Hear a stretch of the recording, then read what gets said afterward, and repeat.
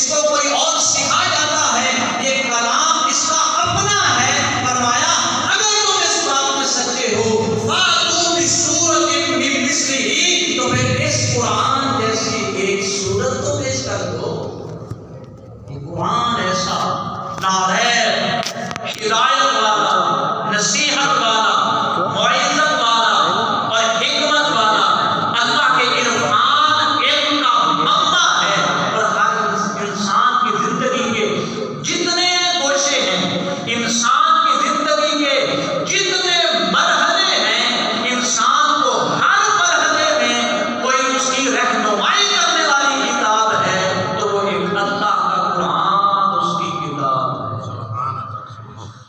لیکن ہم نے اس قرآن سے اپنا منہ موڑ رکھا ہے، قرآن سے وہ تعلق توڑ رکھا ہے، جس کا نتیجہ، جس کا رزلٹ ہم دنیا میں آج بھی دیکھ رہے ہیں۔ وجہ یہ ہے کہ اس کو کافر کو کیا ضرورت ہے کہ وہ ایسا کلام الہی پر وہ اس کو جلانے کی یا اس کی گستاخی بے ادبی اور اس کو حقیر جاننے کی کوشش یا ایسا عمل کرے، اس لیے کہ اہل ایمان اپنے ایمان میں کمزور ہو گئے۔ اگر کسی حاکم وقت، قاضی، کسی بہت بڑے عہدے اور منصب کے قانون دان بندے کی بات کا بھی انکار کیا جائے تو وہ سارے ادارے حرکت میں آتے ہیں اور اس کے فیصلے کا کوئی انکار کرے،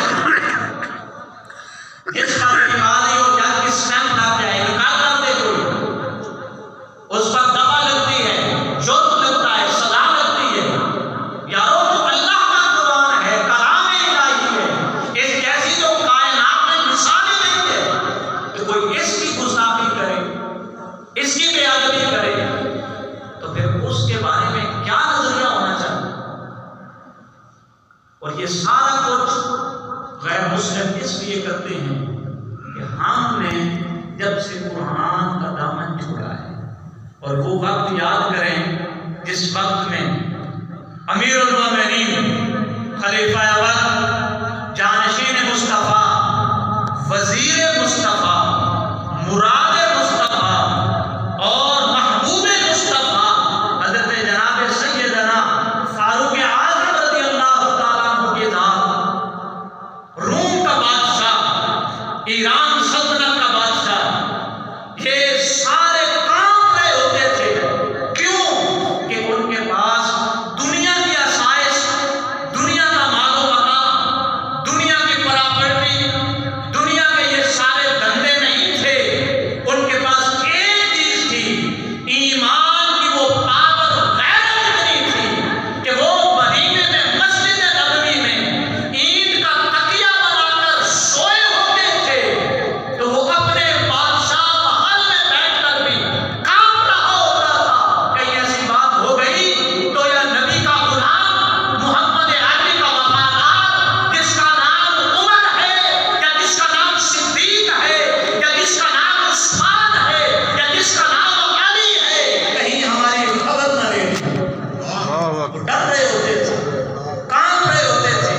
اس کی وجہ یہ تھی، یہ تو خستہ حال لوگ تھے، ان کے لباس تو پیمانے لگے ہوتے تھے، ان کے بظاہر گھر بار معاملات میں سادگی ہوتی تھی، لیکن اس کے باوجود ان کے دل میں خلوص، ایمان، یقین کی ایک ایسی دولت ہوتی تھی کہ وہ اتنی مسافت پر میل دور بیٹھا ہوا بادشاہ کافر بھی کام رہا ہوتا تھا۔ اور آج ہمارا حال کیا ہے؟ آج ہمارے مسلمانوں سے، اعلیٰ حکام سے لوگ کیوں نہیں ڈرتے، بلکہ ان کو دھمکاتے ہیں، ان کو ڈراتے ہیں۔ ہمارے ملک میں، ہمارے گھر میں آ کر وہ حملے کرتے ہیں، لوگوں کی جانیں لے لیتے ہیں۔ ان کو پتہ ہے یہ ایمان میں کمزور ہیں، یہ دنیا کے لالچ میں ہیں۔ ان کی نظر، ان کی سوچ، ان کا مقصد، ان کا یہ سارا کام، ساری کارگزاری صرف دنیا کا حصول ہے۔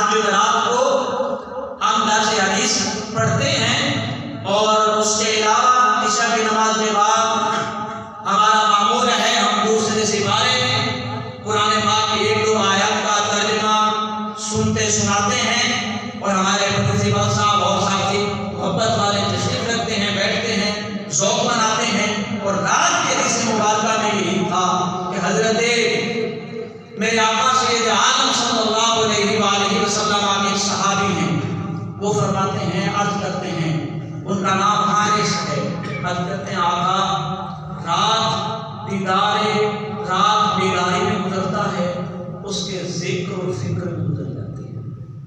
رات بیداری میں گزارتا ہوں، دن اس کے دیدار کی طلب میں گزر جاتا ہے۔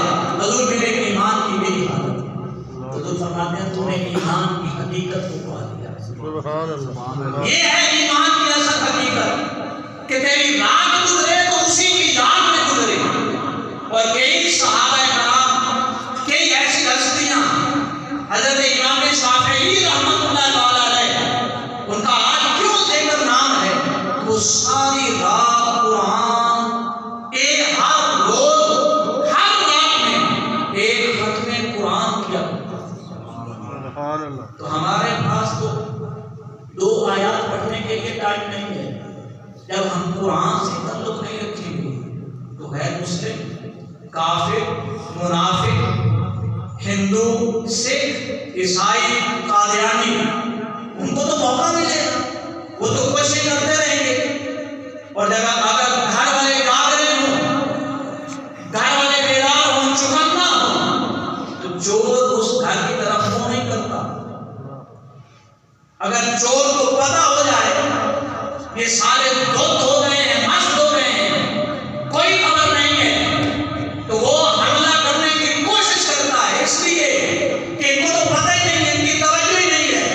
جب اہل ایمان اس قرآن سے اپنا تعلق دور کر دیں گے تو پھر کافر تو ایسے کام کرتے رہیں گے، لیکن ان کافروں کو ایسے کاموں سے باز رکھنے کے لیے ضرورت اس بات کی ہے کہ اہل ایمان اپنے آپ کو اس قرآن کے ساتھ ایسا تعلق کرے کہ پھر اس قرآن کی تلاوت کیا۔ یہ ایمان کا تقاضا ہے۔ اور میرے آقا سید عالم صلی اللہ علیہ وسلم حدیث پاک میں محدود فرماتے ہیں، فرمایا افضل العبادہ امتی قراءۃ القرآن، فرمایا میری امت کی سب سے افضل ترین عبادت قرآن کی تلاوت۔ سبحان اللہ، سبحان اللہ۔ افضل ترین عبادت قرآن کی تلاوت کرنا۔ اور جناب حضرت سیدنا ابو ہریرہ رضی اللہ تعالیٰ عنہ روایت فرماتے ہیں، صحیحین شاذتہ کے حدیث پاک ہے، میں وہ فرماتے ہیں کہ کوئی شخص رات کو ایک آیت کو سمجھ کر پڑھ لے یا ایسی مجلس میں بیٹھ جائے، خواہ اسے ایک لحظہ گزرے،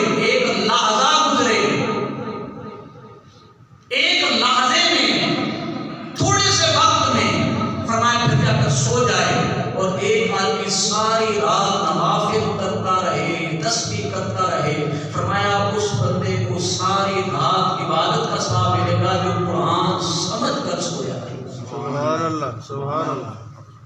ہمارے ہاں یہ ذوق ہی نہیں ہے، یہ خواہش ہی نہیں ہے، اور ہم اپنے دنیا کے دھندوں میں اتنے پھنس گئے، صبح ہو تو ہم اپنا موبائل چیک کرتے ہیں، کیا آیا ہے، کیا بھیجنا ہے، رات ہو چیک کرتے ہیں کیا آیا ہے، کیا بھیجنا ہے۔ لیکن اس دور میں وہ معزز تھے، زمانے میں مسلمان ہوا، ان کی صبح ہوتی تھی تو قرآن کھولتے تھے، رب کیا کہتا، شام ہوتی تھی قرآن کھولتے تھے، رب کیا کہتا۔ اور جناب حضرت سیدنا مولا علی رضی اللہ تعالیٰ عنہ آپ اپنی زندگی کے بارے میں فرماتے ہیں، فرمایا کہ میری ذات پر 2 کیفیات ہوتی ہیں، یہ بھی حقیقت ایمان کے ساتھ تعلق رکھنے والی بات ہے۔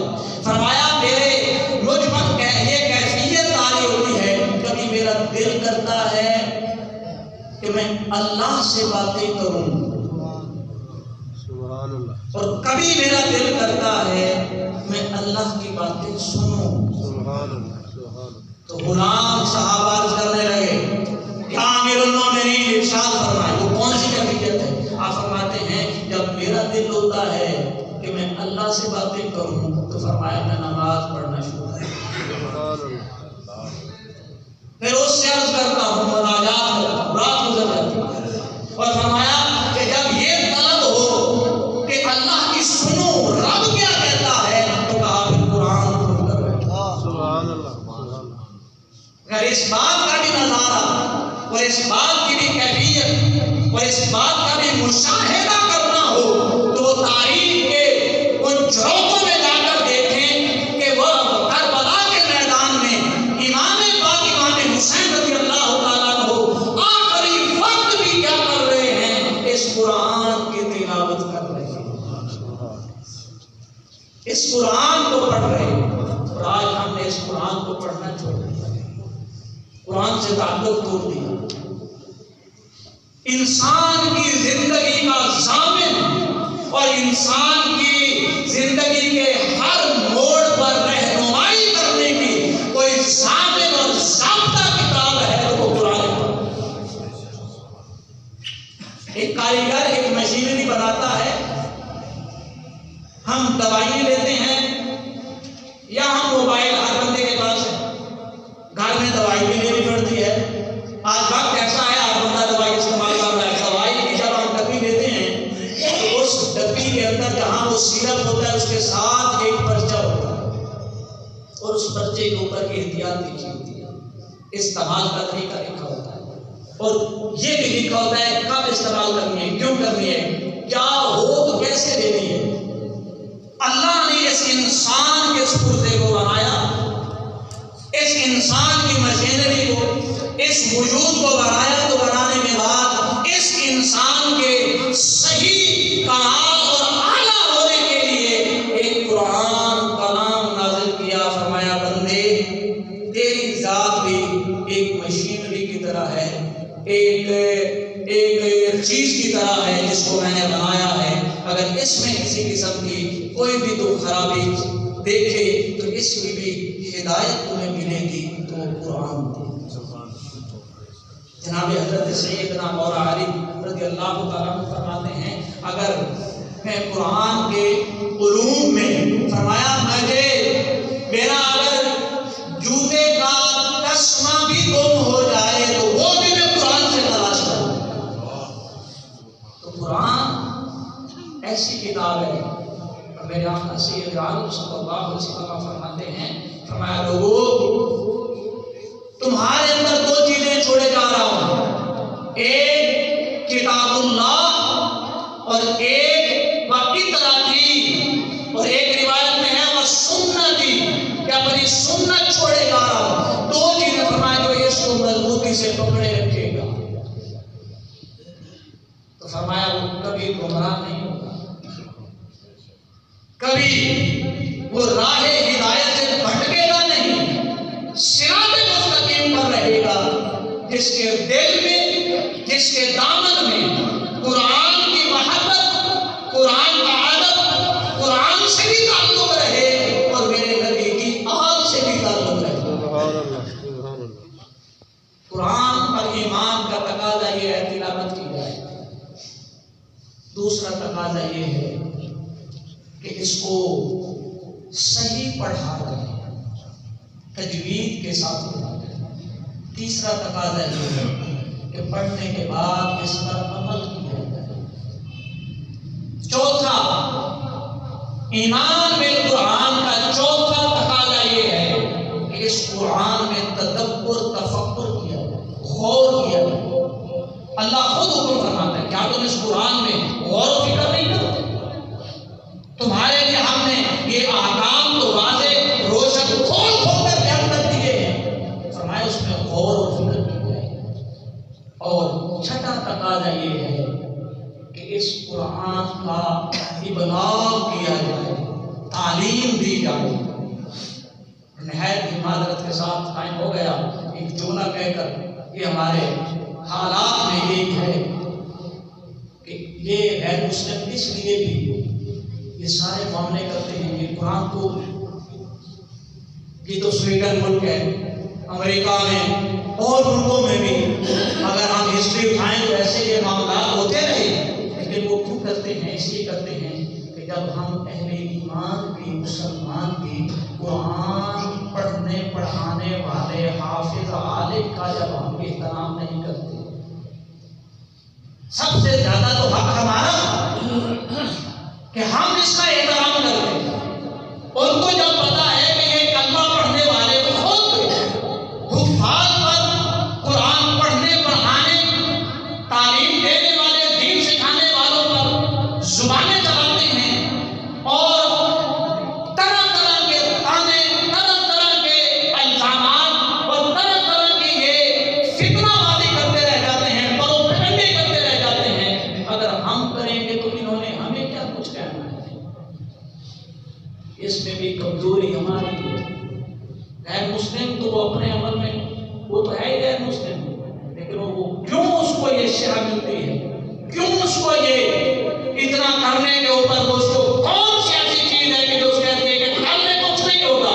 اس کی وجہ یہ ہے کہ ہم کلمہ پڑھنے والوں نے جب سے قرآن پڑھنے پڑھانے والوں کا ادب چھوڑ دیا ہے، دین سکھانے والوں کا ادب چھوڑ دیا ہے، اس وقت سے غیر مسلم بھی پھر ہمارے دین پر حملے کرنا شروع کر دیا۔ اس لیے علماء سے، حفاظ سے، اپنے اساتذہ سے، وہ چاہے آپ کو سکول میں پڑھاتے ہیں، اپنے استاد کا احترام کریں، معلم کا احترام کریں۔ ادب میں ہی سب کچھ ملتا ہے، لیکن آج کے معاشرے میں استاد کا کوئی ادب نہیں ہے۔ آج کے معاشرے میں استاد آ رہا ہو تو شاگرد وہ بڑے گلے سے جا رہا ہو تو اسے فکر نہیں ہوتی، لیکن اگر تھوڑا پیچھے چلے جائیں، 10-15 سال پیچھے چلے جائیں، استاد گلی میں آ رہا ہو، وہ چاہے مسجد کا ہو یا سکول کا ہو، تو شاگرد کانپ جاتا تھا، ادب میں کھڑا ہو جاتا تھا۔ آج یہ چیزیں نہیں، وہ پڑھنے پڑھانے والے وہ کس ذوق سے پڑھائیں گے، کس شوق سے پڑھائیں گے؟ جب انہیں کے نتیجے یہ نظر آتا ہے کہ یہ شاگرد ہمیں سمجھاتا ہے کہ تو کون ہوتا ہے، مجھے بڑا پتا ہے، میں نے فلاں وہاں سے پڑھا ہے۔ بھائی ہر چیز اخبار پڑھنے سے یہ دین، اخباری تراشے پڑھنے سے یہ دین، یہ نیٹ سے، سوشل میڈیا سے مختلف یہ چیزیں، کالم پڑھنے سے دین سمجھ نہیں آتا۔ دین اس سے سمجھ آتا ہے جس نے دین کو باقاعدہ اپنے شیوخ سے، علماء سے، اساتذہ سے بیٹھ کر پڑھا سمجھا ہو، اس کو دین سمجھ آتا ہے۔ یہ ایسے ہی نہیں ہے کہ ہم سمجھ رکھتے ہیں کہ ہم نے بڑا کوئی اتنے لیکچر سن لیے ہیں، فلاں کی اتنی تقریریں سن لی ہیں، اور فلاں کے ہم نے بڑے کالم پڑھ رکھے ہیں، بڑا تحقیقی آدمی ہے، ہمیں بڑا دین کا پتہ چل گیا ہے۔ ہم کیا سمجھتے ہیں کسی ایک مولوی کو، ہم کیا سمجھتے ہیں کسی عالم کو، ہم کیا سمجھتے ہیں اس کو؟ بھائی ایسا اگر ہوگا تو پھر نتیجہ یہی ہوگا ہمارے سامنے، جب ہم اہل علم کا ادب نہیں کریں گے، قرآن کا ادب نہیں کریں گے، قرآن سے تعلق اگر ہم جوڑیں گے نہیں، تو پھر کیا